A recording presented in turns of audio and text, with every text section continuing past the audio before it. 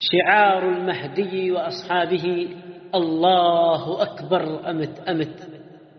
الحمد لله الذي أعز المستضعفين بتمكينه ونصره، والصلاة والسلام على من لا نبي بعده، محمد بن عبد الله الذي أوصى بآله.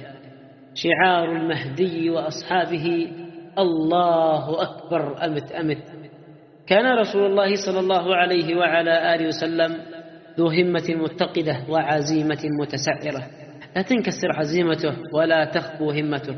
كان أسوة ومثالا للقائد المحنك، يستنهض الهمم بكلمة، ويوقد العزائم بكلمة، ويذكي المعنويات بكلمة، يتلمسها في مواطنها ويضرمها في مكامنها، فتجده يبعث في نفوس صحابته الشجاعة والحماسة والإقدام والبسالة، فتجد أصحابه من حوله يتفجرون جرأة وحماسة ويتأججون إقداما وبسالة. فللكلمة أثرها البالغ العظيم في نفوس الرجال. نعم، فللكلمة أثرها البالغ العظيم في نفوس الرجال. فبالكلمة تجمع الرجال، وبالكلمة تنكف القبائل، وبالكلمة تقوم الحرب، وبالكلمة يعم السلام، وبالكلمة تشحذ الهمم، وبالكلمة ترفع المعنويات، وبالكلمة تشد العزائم، وبالكلمة تستنهض الأبطال.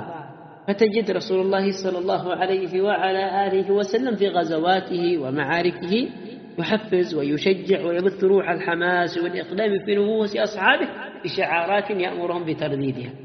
ومنها ما ذكرتها الآثار والروايات. ومنها عن المهلب بن أبي صفرة قال: أخبرني من سمع النبي صلى الله عليه وعلى آله وسلم يقول: إن بيتم فليكن شعاركم حاميم لا ينصرون، رواه أبو داود. وعن سمرة بن جندب قال: كان شعار المهاجرين عبد الله، وشعار الأنصار عبد الرحمن، رواه كذلك أبا داود. وعن سلمة قال: غزونا مع أبي بكر رضي الله عنه زمن النبي صلى الله عليه وعلى آله وسلم. هنا الشاهد، اسمع. قال: ماذا؟ قال: فكان شعارنا أمت أمت، رواه أبو داود. هنا الشوكاني رحمه الله يعلق على هذا الأثر فيقول: هذا اللفظ فيها التفاؤل بعدم انتصار الخصم مع حصول الغرض بالشعار، وهو ماذا؟ وهو العلامة في الحرب. قوله أمت أمت أمر بالموت، وفيه التفاؤل بماذا؟ بموت الخصم. انتهى كلامه نيل الأوطار. فهكذا كان أسلوب رسول الله صلى الله عليه وعلى آله وسلم في بث الشجاعة والجرأة والحماسة والإقدام في نفوس أصحابه. وسبحان الله، لن يصلح آخر هذه الأمة إلا بما صلح به أولها. فقد نهضت هذه الجماعة وقامت وتفردت حركة أنصار المهدي عليه السلام بإحياء هذه السنة المندثرة منذ 1400 سنة. نعم، قد أحيتها وأقامتها من جديد، فاتخذت الله أكبر الله أكبر أمت أمت شعارا تصدح به دعوتها في المشارق والمغارب. فتجد الأنصار في البرازيل، وتجد الأنصار في أدغال أفريقيا، وتجد الأنصار في أوروبا، وتجد الأنصار في أمريكا، وتجد الأنصار في كندا، وتجد الأنصار في أفغانستان، وتجد الأنصار في الجزيرة العربية، وتجد الأنصار في شمال أفريقيا، وتجد الأنصار في المشارق والمغارب. شعارهم الموحد ماذا؟ الله أكبر أمت أمت. نعم، فقد جاء في الآثار على أن المهدي عليه السلام وأصحابه ماذا؟ يخرجون وشعارهم ماذا؟ أمت أمت. عن علي رضي الله عنه قال: المهدي يخرج في 12,000 إن قلوا، أو 15,000 إن كثروا، يسير الرعب بين يديه.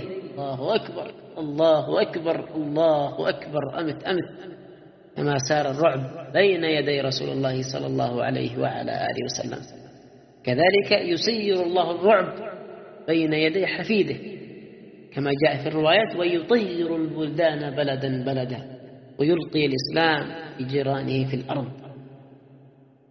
سبحان الله العظيم، سأل الله الذي لا إله إلا هو أن يبلغنا تلك الأيام. قال: ماذا؟ يسير الرعب بين يديه، لا يلقاه عدوا إلا هزمه بإذن الله. لا يلقاه عدو إلا ماذا؟ هزمهم بإذن الله. سبحان الله العظيم. من هو مع الله عزيز، ومن هو مع المخلوق ذليل.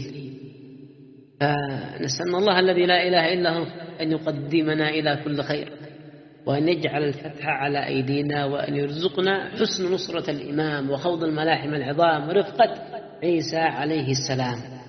فنرجع إلى الرواية. قال عن علي رضي الله عنه قال المهدي يخرج في 12,000 إن قلوا أو 15,000 إن كثروا، يسير الرعب بين يديه لا يلقاه عدوا إلا هزمهم بإذن الله، شعارهم أمت أمت لا يبالون في الله لومة لائم، فيخرج إليهم 7 رايات من الشام فيهزمهم ويملك. فترجع اسمع قال فترجع إلى الناس محبتهم ونعمتهم وخاصتهم وبزارتهم، فلا يكون بعدهم إلا الدجال. من الصحابة يتساءلون قلنا وما الخاصة والبزارة؟ قال يفيض الأمر حتى يتكلم الرجل بما شاء لا يخشى شيئا، لا يخشى شيئا. رواه نعيم بن حماد في كتاب الفتن. وكذلك رواية أخرى عن أمير المؤمنين علي بن أبي طالب رضي الله عنه وكرم الله وجهه عليه السلام قال ستكون فتنة يحصل الناس فيها، إلى أن قال ثم يبعث الله عند ذلك رجل من عترة الرسول صلى الله عليه وعلى آله وسلم في 12,000 إن قلوا و15,000 إن كثروا، أمارتهم أو علامتهم أمت أمت على 3 رايات، على 3 رايات. أخرجه الحاكم في مستدركه وقال هذا حديث صحيح الإسناد ولم يخرجاه. فهذا الشعار سبحان الله كان ماذا من السنن المهجورة التي أحيتها هذه الحركة المباركة التي ستبلغ بإذنه جل جلاله ما بلغ الليل والنهار. وعد الله الذي لا يخلف وبشرى رسوله الذي لا يكذب.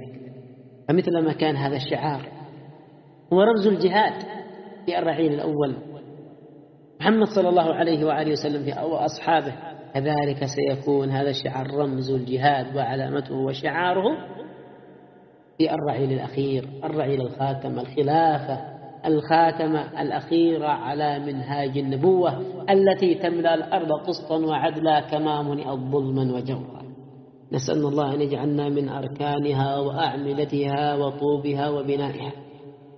أن الله الذي لا إله إلا هو أن يقدمنا لأن نكون نحن التي تقوم على أكتافهم هذه الخلافة على منهاج النبوة. فبهذه الخلافة وهذه البيعة التي ستعقد بين الركن والمقام وتلك الفتوحات ستصلون إلى مرحلة ماذا قال تنافسون فيها الصحابة. قال رسول الله صلى الله عليه وسلم ولو استطردنا قليلا، قال رسول الله صلى الله عليه وعلى آله وسلم ليدركن عيسى بن مريم أقواما هم مثلكم أو خيرا منكم. الله، يعني مثل الصحابة أو خيرا من الصحابة. سبحان الله مما يعاضد هذا الحديث الآخر الذي قال إن العامل في أيام الصبر أيام الفتن هذه أجر 50. قالوا يا رسول الله أمنا أم منهم؟ قال بل منكم يا الله. قال فعللها قال لأنكم تجدون معوانا من الخير وهم لا يجدون. وكذلك في أيام الملحمة الشهيد أجره أجر ماذا؟ شهيدين. أعظم الشهداء عند الله شهداء الملحمة. فنحن مقبلون على خير أيام الدنيا وأحسن أيام الدنيا، ستعيشون بإذنه جل جلاله حلاوة الجهاد، حلاوة العزة بعد هذه الذلة، حلاوة الجمعة بعد هذه التفرقة، حلاوة رفع هذه الراية بعد أن مزقت. والله المستعان، وقد كادت أن تسقط ولكن يأبى الله إلا أن يرفعها من جديد.